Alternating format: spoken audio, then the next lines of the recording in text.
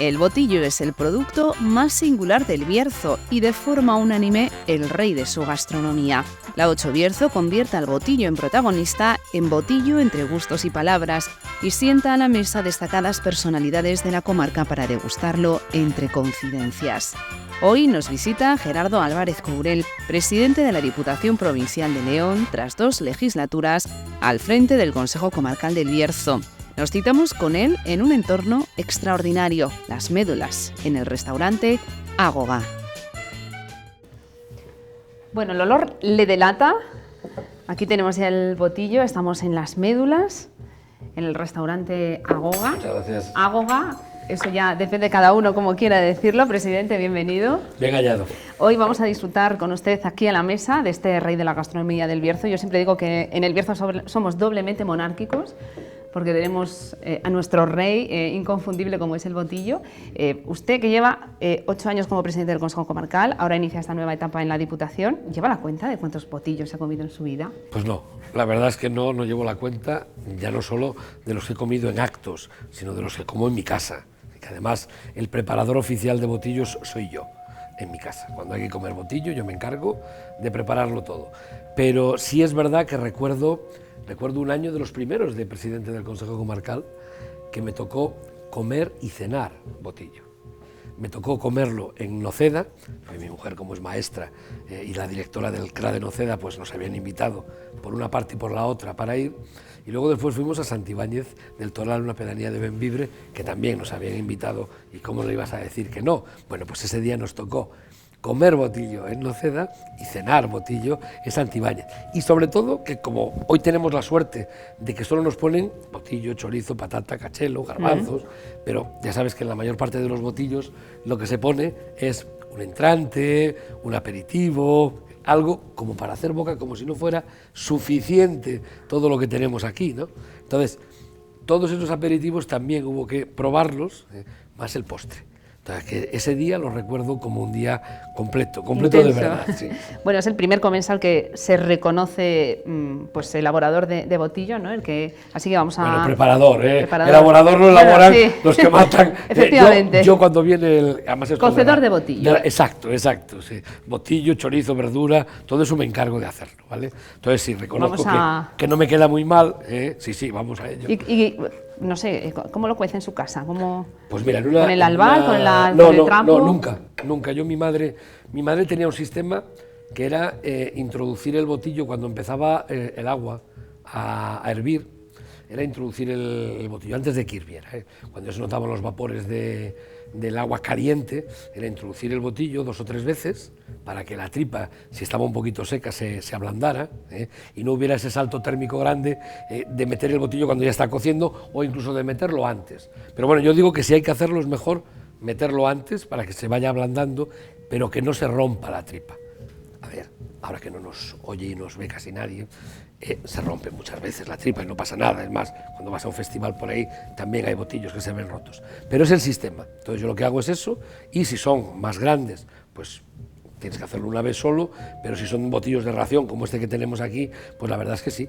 Lo hago con cada uno, hago ese movimiento de irlo introduciendo 2 o 3 veces, y en la última ya, cuando ya veo que está suficientemente empapado de agua, pues cojo y ya lo dejo allí y lo multiplico por el número de botillos que haya. O sea que no lo cuece tapado, digamos, ¿no? No. Luego después, en el momento en que ya empieza a hervir, y sobre todo si quieres mantener el agua, porque si no se evapora y te quedas sin agua para luego incorporar la verdura o la patata, porque yo lo que sí hago es los chorizos los cuezo aparte, pero el botillo con la verdura y con la patata van incluidos.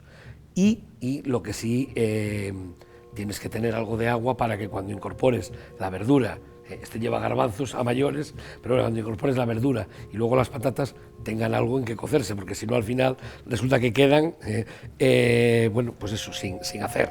Esto es casi un cocido, ¿no? Sí. Entonces, bueno, yo por ahora lo voy haciendo así. Me han llenado tanto el plato. Fina quiere que salgamos muy bien alimentados. Rodando de su restaurante, y la verdad es que se me hace difícil no tirar las cosas mientras estoy hablando y tratando de cortar este botillo que tiene una pinta es que está exquisito. Sí, ¿Y de pequeño ya comía botillo? ¿En su casa se hacían botillos? Siempre. Mira, yo siempre recuerdo de mi abuela en Bembibre, porque la familia de mi padre vivían en Bembibre todos. Por eso yo al final me he ido a vivir desde Ponferrada a Bembibre también. Mi abuela siempre, el día de Año Nuevo o el día de Reyes, hacía cocido, pero también en el cocido incluía pues una androlla o un botillo. Y siempre había un trocito de lengua dentro del botillo y siempre, por eso yo hablo tanto, buscaba el trocito de lengua para dárselo a su nieto favorito. Nieto favorito.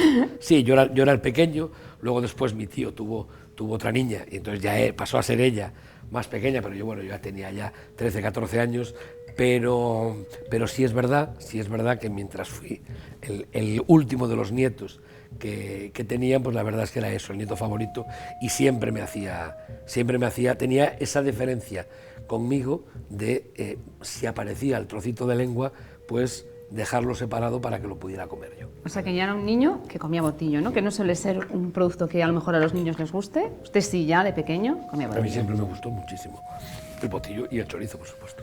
El botillo, que era algo muy berciano, pero cada vez lo es menos, ¿no? Es nuestra gran aportación al mundo, digamos. Bueno, yo lo que creo es que cada vez se conoce más fuera del Bierzo. Y sobre todo, y ahí sí que es verdad que la labor que ha hecho la IGP ha sido muy buena. Es decir, de lo que eran los botillos que se comían antes, que eran, no diré que de restos, pero casi, porque realmente tenía algún resto de espinazo, tenía un trozo de rabo, eso, un trocito de lengua. Claro, depende de las zonas. Había zonas en las que la lengua se utilizaba para hacerla de otra manera, aquí no, aquí se utilizaba para incluirlo en el botillo. Entonces, bueno, ha pasado a ser un producto culinario y aquí está la prueba clara en la que tenemos eso, tenemos costilla, tenemos un trozo de rabo, pero no es algo que abunde, lo que abunda es trozos de carne muy buenos que hacen que a la gente que va a comer el botillo le parezca más o menos intenso en cuanto a después de comer, cómo necesite reposarlo o no. Lo que sí está claro es que se ve que es un producto de alta calidad culinaria, es decir, no es un producto de desechos, sino que es un producto preparado adecuadamente. Volviendo a Bembibre, a esa infancia, usted, su abuelo era el sastre, ¿no? Era uno de los sastres. Pero yo no le veo muy a menudo en traje. Porque no me gusta. Reconozco que no me gusta. Es más, hombre, entiendo que pueda llevar una americana. Sí, pero el concepto traje de... Pero no me gusta. No me gusta. Siempre me aparece. Es más, creo que lo he dicho muchas veces, mi padre, que trabajó en un banco 35 años, yo creo que hasta el último día de su vida se puso corbata. Yo no sé si es por eso, pero desde luego lo que sí está muy claro es que no me gusta la corbata. Es algo que si tengo que ponerlo, lo pongo, no pasa nada, pero no es una prenda que me guste. Y lo mismo me pasa con el traje. Si lo tengo que poner, quizá porque lo llevo asociado a eso, a que si me pongo traje, tengo que poner corbata. Y como la corbata no me gusta el traje. Las veces que he puesto traje y no he llevado corbata, desde luego he estado muy a gusto. Sastrería La Cubana, ¿no? Sastrería La Cubana de Gerardo Álvarez, que es el mismo nombre y apellido que yo tengo. De hecho, a mí me pusieron el nombre de mi abuelo, a mi hermano le pusieron el nombre de mi abuelo materno, el nombre del padre de mi madre, y mi hermana fue la única que quedó lejos de mi abuela materna, que se llamaba Felisa, y mi abuela paterna, que se llamaba Clementina. Ella llevó, como es lógico y normal, el nombre de la patrona del Bierzo, la Virgen de la Encina, y ella es María Encina. Aunque para un nombre curioso, el de su madre, Josefina Enedina. Sí, mi madre, además, tanto mi padre como mi madre tienen una anécdota muy buena en cuanto a sus nombres. Quizá por eso a nosotros nos quisieron poner nombres sencillos. Mi madre, cuando nace, pues nace en Rimor, tiene que ir a escribirla a Ponferrada, y mi abuela quería que se llamara Josefina, sin más. Y cuando llegó al registro, pues quien estaba allí para inscribirla, lo de Josefina no le encajaba, le parecía un diminutivo del nombre que era Josefa. Entonces mi madre en el juzgado tiene puesto Josefa. Y en la iglesia, cuando la bautizan, yo creo que era por reminiscencias de la madrina, porque era un nombre que le gustaba a la que ejerció de madrina, pues le ponen Josefina, que mi abuela no sabía, que mi abuelo no la había inscrito como Josefina, sino como Josefa, y de sobrenombre Enedina, que por otro lado fue el que llevó todos los días de su vida, excepto el 19 de marzo, que era San José, y ese día mi madre pasaba de ser Enedina a ser Josefa. Y mi padre, bueno, mi abuelo era un admirador del general O'Donnell, y entonces a mi padre en el juzgado le permitieron poner O'Donnell Elvio. Había que añadir Elvio porque parecía más tal que un nombre que sonaba a apellido, que era O'Donnell, ¿no? Pero cuando llegó a la iglesia, ni O'Donnell ni Elvio estaban en el santoral, o por lo menos así lo entendió el cura. Y entonces en la iglesia le pusieron Marcelino O'Donnell.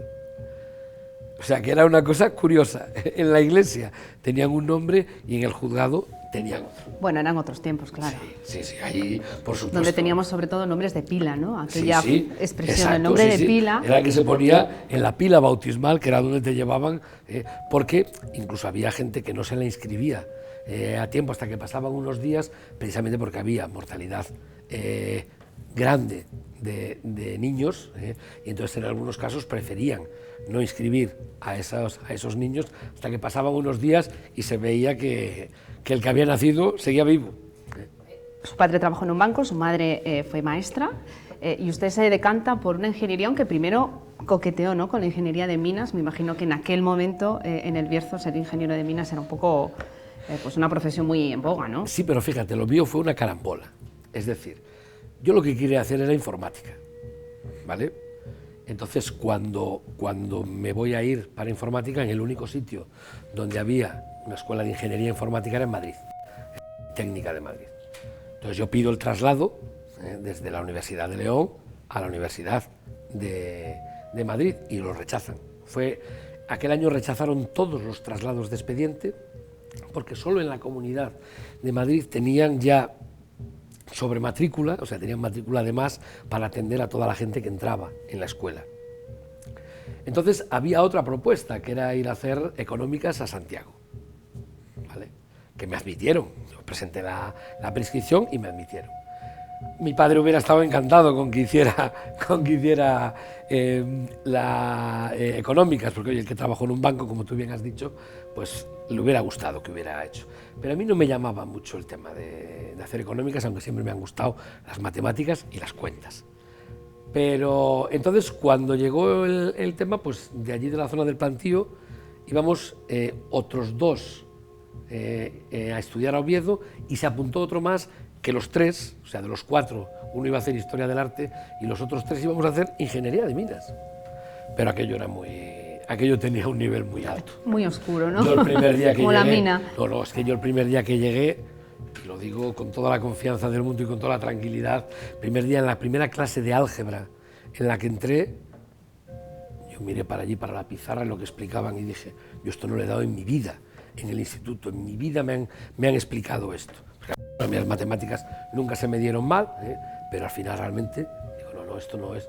Y sí, es verdad que aquel año no pudo ser, y luego ya me decidí, pues eso, por hacer la ingeniería industrial, ingeniería técnica industrial, y bueno, pues al final estuve 5 años en León, y bueno, la verdad es que, mira, siempre lo digo, fueron los 5 años que estuve de noviazgo con la que hoy es mi mujer. Entonces, los 5 años, ella, que fue además muy buena estudiante, me metió caña para que lo hiciera, y bueno, al final pues sí, tuve esa suerte de acabar la carrera, y 3 días después de hacer el último examen de la carrera me casé. Y de hecho en la luna de miel le comunicaron el aprobado final, ¿no? Exacto. En la luna de miel llamaron al hotel, que de aquella no había móviles ni nada, y llamaron al hotel. Estábamos en el hotel de un amigo, de un conocido empresario de aquí de nuestra comarca, en el sur de Tenerife, y llamaron al hotel para indicarnos que efectivamente que habían llamado y que había aprobado la asignatura y todo, que ya tenía terminada la carrera. Luego me tocó hacer el proyecto fin de carrera, que fue algo muy breve y necesario para poder trabajar, y lo presenté en marzo del 94, y en abril ya empecé a trabajar. Pero ahí la conociste, donde se conocía la gente en Bembibre, ¿no? En la discoteca, en el sur. Sí, de hecho, fíjate, aún lo comentábamos el otro día, igual se enfada porque lo diga, pero bueno, va a hacer 36 años en el carnaval de Bembibre, que siempre se hace después del martes de carnaval, es el sábado siguiente, y fuimos, y fue cuando, bueno, por así decir, fue cuando tuvimos casi nuestra primera cita oficial, ese día. Va a hacer ahora 36 años, así que bueno. Porque esa es una de sus cualidades. Recuerda siempre las fechas. Bueno, sí, no se me da mal lo de recordar las fechas. Sí, es verdad que soy muy cronológico y muchas veces cuando discutes o debates alguna cosa siempre lo hago con la cronología delante. Soy muy bueno para las fechas. En este caso ella es un poquito más mayor que usted, ¿no? Sí, y sí, iba 9 meses. Ella ya tenía su carrera completada, ya trabajaba, ¿no? Sí.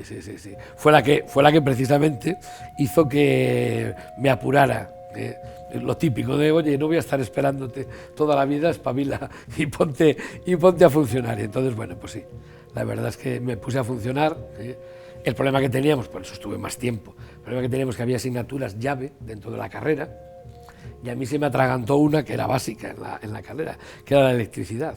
Hasta que un día el profesor de electricidad me dice, tú es que te complicas mucho la vida, Courel, esto es mucho más sencillo. Yo me parecían tan sencillos los exámenes que decía, no puede ser tan fácil, cuando además industriales en León era una de las ingenierías más difíciles de toda España, ¿vale? Entonces me hacía raro que fuera todo tan sencillo. Y al final, pues efectivamente, el día que aprendí aquello saqué un 7,5 que el examen, con lo cual quiere decir que sabía la asignatura, pero es verdad que me liaba yo, ese era el problema. Y en aquellos pisos de estudiantes supongo es donde usted empezó pues, a afanarse en la cocina, ¿no? Bueno, la verdad es que el botillo yo creo que no, bueno, igual lo haríamos alguna vez, puede ser, pero sí es verdad que yo sí, no es que haya sido muy cocinillas, pero bueno, es verdad que sí. El primer año en Oviedo estuvimos en una residencia, con lo cual allí no cociné nada, pero luego después siempre hacías cosas. ¿Qué empiezan a hacer los estudiantes? Macarrones. Macarrones. Pero bueno, también se le da muy bien la tortilla española, sí, ¿no? Sí, yo de aquella hacía unos macarrones con salchichas, de estas preparadas, espectacular. Y luego echabas tomate y con eso malo sería que no. Y sí, empezamos a preparar tortillas, me acuerdo, porque en León en el piso había otro chico y yo, que todos los miércoles nos hacíamos una tortilla de patata en la que normalmente le echábamos chorizo y pimientos y también alguna vez y queso. Entonces cuando encontrabas un cachito del queso fundido dentro de la tortilla, eso era un placer. Pero sí, le llamábamos la Pirelli P6, porque además hacíamos una tortilla grande, no hacíamos una tortilla pequeña. Y entonces, siempre, a mí siempre me ha gustado la cocina. De hecho, cuando nos casamos, mi mujer no sabía hacer la tortilla de patata y yo le enseñé. He de decir, y no lo digo por hacerle la pelota, pero es verdad que ha superado al maestro. La alumna ha superado al maestro, porque hace unas tortillas espectaculares. Saber hacer tortilla da para ligar bastante, pero claro, usted ya estaba ligado en ese. Claro, no, yo en ese aspecto ya no tenía más. Pero sí es verdad que, bueno, hombre, a mí sí me gusta en la cocina y echar una mano de vez en cuando también. Lo que no le voy a pedir es que cante, pero usted también tiene un pasado vinculado a la música. Sí. Usted fue cantante de dos grupos. Hoy no es el mejor día, pero sí, empecé pues el año que cursaba COU, con 17, 18 años, empecé en un grupo que se llamaba Abraxas, que componíamos de aquella, pues Fernando era de Fuentes Nuevas, creo que se apellida González, pero si no se apellida González, que me perdone porque se me habrá olvidado el apellido, con Roberto Erce, que en paz descanse, con Javier Vecino, con Fidel de Arriba, y yo éramos esos 5, y luego cuando se incorporó Jorge Pombo, que tocaba el saxo y la flauta traversera, nos pasamos a llamar Karma. Con K. Con K. He de decir que excepto en las fiestas de Sorbeda, que era el pueblo de Fidel, y en las de Ponferrada, nunca fueron capaces de poner adecuadamente el nombre.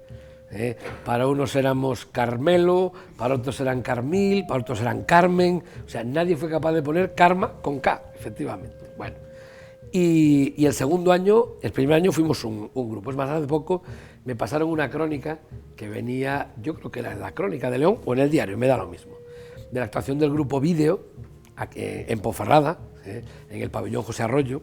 Hicimos de teloneros antes de que empezaran.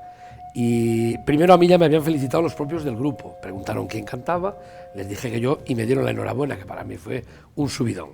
Pero luego después en el periódico venía reflejado que era un grupo que había ganado muchísimo, sobre todo con la incorporación de la voz cantante, del solista y tal. Bueno, pues hombre, eso es agradable para uno.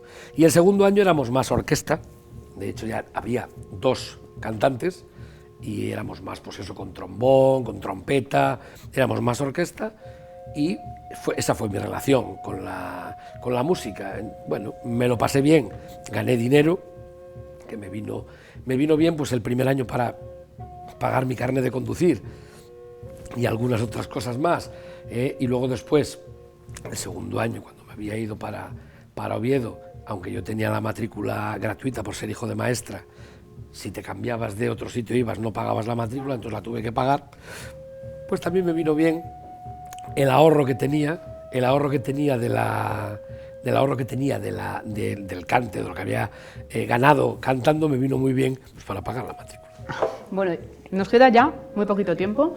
Hemos hablado de la formación, hemos hablado de la etapa también en la música, y ya para terminar la política que entró en su vida, yo creo que sin esperarla, y aquí sigue, ¿no? Bueno, he de decir también eso, que cuando yo conozco a mi mujer, su padre es alcalde de Folgoso de la Ribera.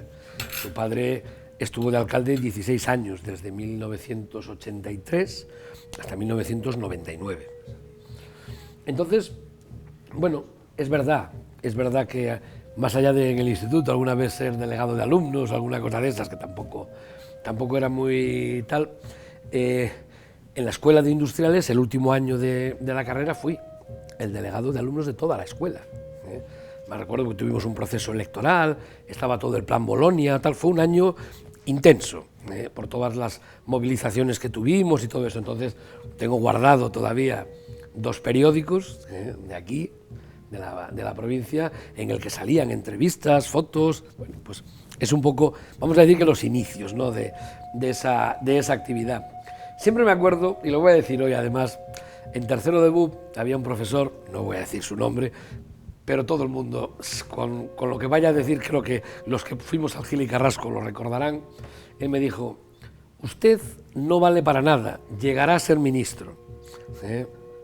Entonces, bueno, todavía no he llegado a ser ministro. Pero estaba muy cerca ya, ¿eh? Pero por ahora soy presidente de la Diputación de León. Reconozco que no sé si el tal profesor sigue vivo o no, pero sí me gustaría algún día encontrarlo por la calle y decirle: bueno, voy camino de ser ministro, no he llegado todavía, pero voy camino de ser ministro.